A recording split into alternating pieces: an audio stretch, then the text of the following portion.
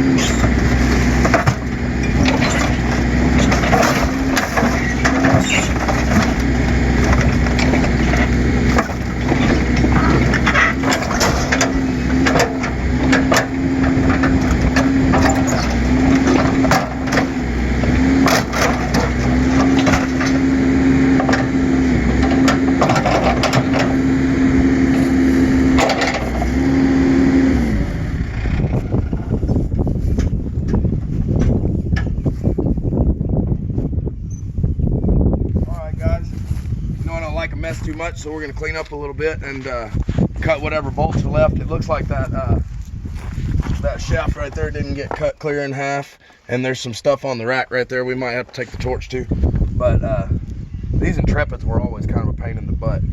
But anyways, that's just my my shout out video, and we'll bring you guys back for one more while we're on this car here after a while this afternoon.